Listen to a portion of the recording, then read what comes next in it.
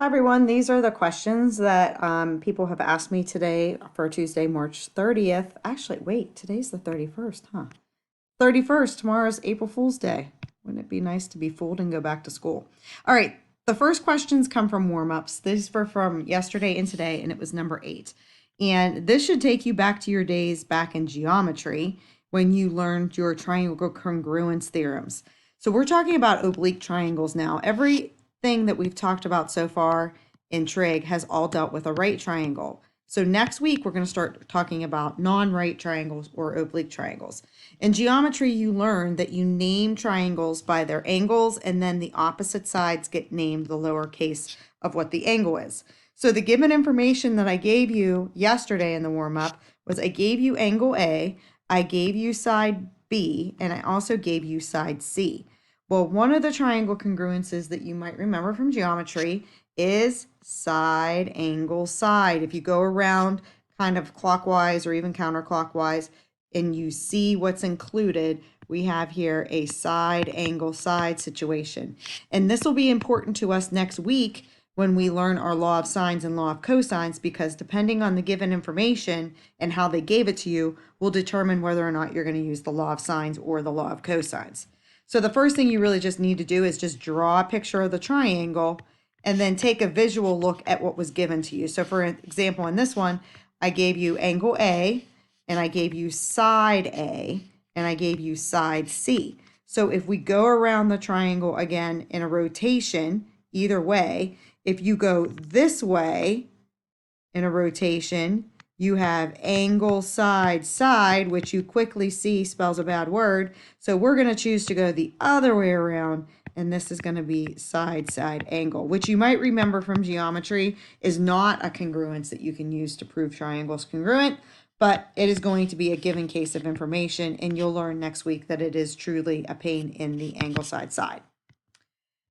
Next, I don't know why this isn't showing. Can I get my screen a little bigger? Yeah, no, maybe not. Yeah, I'm wasting time. Who cares? Okay, you can see the directions here. This one comes from question number 7, and somebody asked for me to do the tangent of 165 degrees.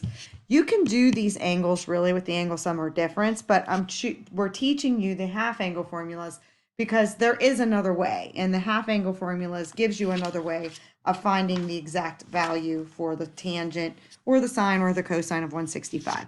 So like what we did with the angle sum and difference, you're going to rewrite this, and you're going to want to think about what angle am I going to divide by 2 that'll give me 165. Well, if I double 165, I have 330 degrees, which is good because that's a unit circle value. So you're going to use the tangent formulas, and I gave you 2 of them, so it really doesn't matter which one you choose. I'm going to choose 1 minus the cosine of 330 degrees, all divided by 2. Oops, I'm sorry, not divided by 2. Divided by the sine of 330 degrees. I don't know why that little 1 showed up there. Oh my goodness, this is a disaster. What's going on? There we go. 330 degrees. Okay, so the cosine of 330 degrees is the square root of 3 over 2. And the sine of 330 degrees is negative 1/2. On top, we need to get our common denominator. On the bottom, we're going to end up to reciprocate and multiply. Those 2's are just going to go away. And so this negative guy comes up here and gets multiplied through. So that's negative 2 plus the square root of 3 for your final answer. A couple people asked me to do all 3 for sine, cosine, and tangent of 3 pi over 8. And I have a feeling the initial question is really just how do I get the angle that I want to divide by 2. So if I take 3 pi over 8 and multiply it by 2, it should make sense that when I come over here and I divide it by 2, it would get us back to 3 pi over 8. So if I multiply 3 pi over 8 by 2, I get 3 pi over 4, which is good because then that turns out to be a unit circle value. So the formula is plus or minus the square root of 1 minus the cosine of 3 pi over 4 divided by 2. Well, the cosine of 3 pi over 4 is the square root of 2 over 2. And actually, it's negative. negative square root of 2 over 2. And so when we clean this up and we get a common denominator, we have 2 plus the square root of 2 over 2 over 2. These 2's don't cancel, they multiply. So now I get plus or minus the square root of 2 plus the square root of 2 over 4. And when I take the square root of the top and the bottom, I get the square root of 2 plus the square root of 2 over 2. Now it's time to make the decision about the plus or minus. So 3 pi over 8 is what you want to think about with the plus or minus. We know from talking about the unit circle that 8 pi over 8 is what's sitting right here at pi, and pi over 2 is here. So this would be 4 pi over 8. So 3 pi over 8 would have to be in the first quadrant, and therefore that's how I got a positive there. Cosine, you're going to use the exact same formula. You're going to use the same angle. We're going to take plus or minus the square root of 1 plus the cosine of 3 pi over 4 and divide that by 2. And so it's only going to change a little bit here with our signs. And we get plus or minus the square root of 2 minus the square root of 2 over 2. And 3 pi over 8, again, is in the first quadrant, so it becomes positive. For the last one, the tangent, we have a couple different formulas. I'll do 1 minus the cosine of 3 pi over 4 divided by the sine of 3 pi over 4. 1 minus the cosine of 3 pi over 4 turns this into 1 plus the square root of 2 over 2. And this is equal to the square root of 2 over 2. So this is 2 plus the square root of 2 over 2 divided by the square root of 2 over 2. This time these 2's will cancel. We get 2 plus the square root of 2 over the square root of 2.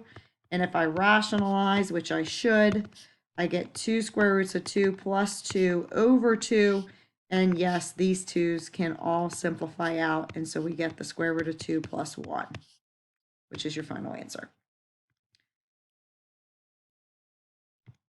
Next ones, skip through here, are using the half angle formulas to simplify.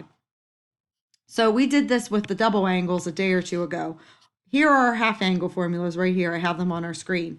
So your job is to look at this and to look at your half angles and say, okay, which one does it remind us of the most? And it reminds me the most of the sine. The sine says plus or minus the square root of 1 minus the cosine of u divided by 2.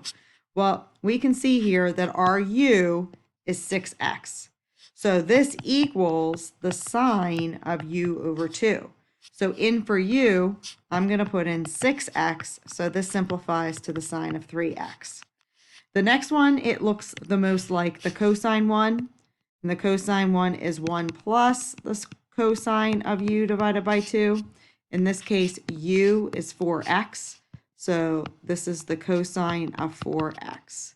And the last one, it's kind of tricky. It doesn't look like either of the two tangents, but if you take the sine of u over 2, which is 1 minus the cosine of u divided by 2, divided by the cosine, which is 1 plus the cosine of u divided by 2, because these are both under separate radicals, we can put them over or under one radical.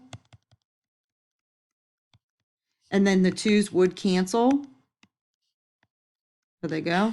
And so this is the same thing as 1 minus the cosine of u over 1 plus the cosine of u, which now looks like this.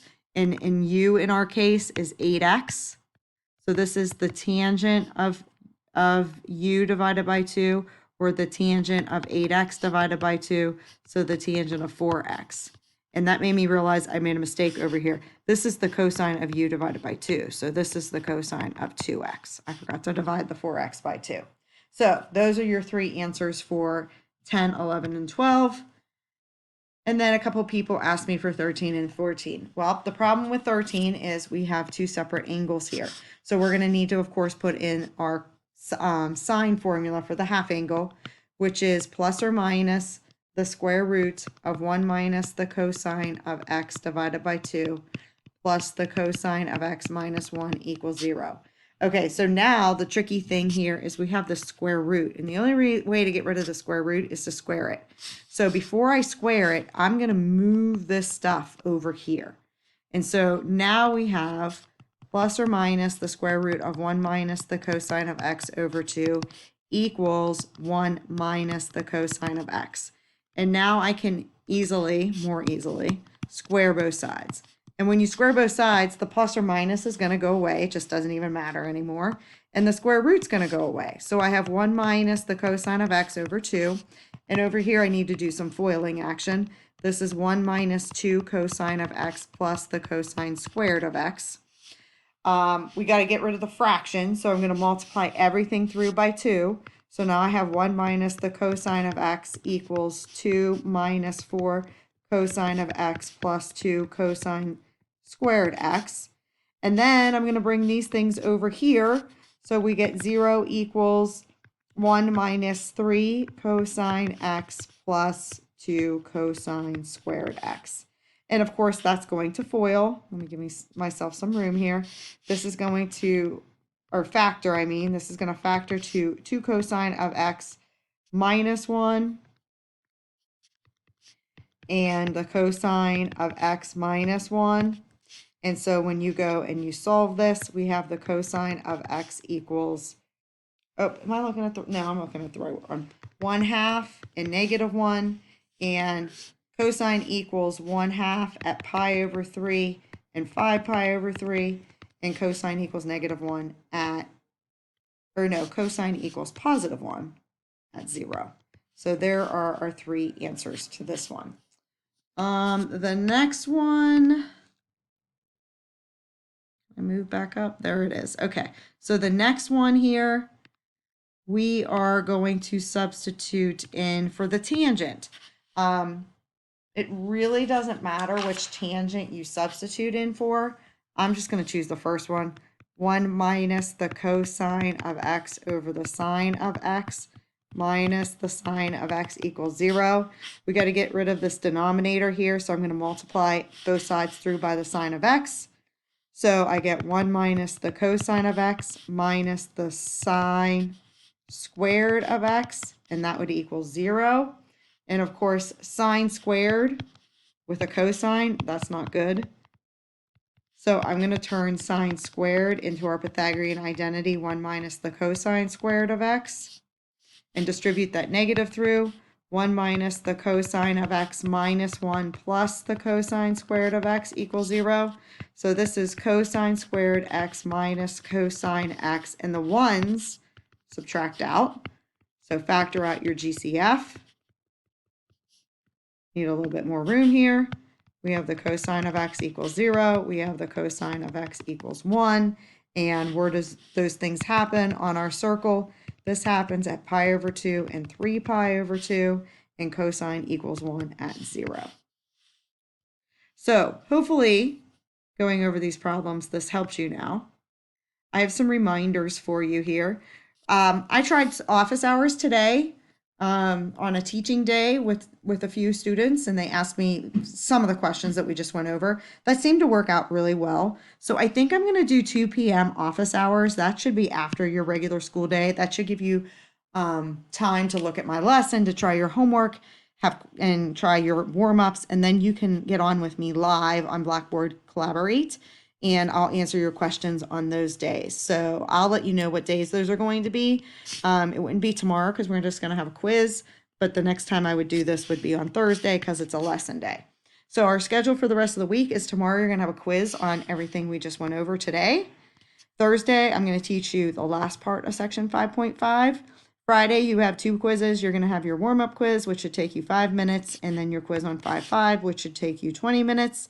And your assignment over the weekend or over the long term is we're finally going to wrap up this chapter 5 SAT questions, and those are going to be due by 8 a.m. on Monday. So you can be already working on those and you can crank them out so you don't have to worry about them over the weekend. That's it for me. If you have any questions, you can always email me questions and I'll try to get back to you. I hope things are going well. If I can do anything to help you guys or if I can make it better for you, let me know. I'm always open to ideas, and we'll talk to you later. I miss you all.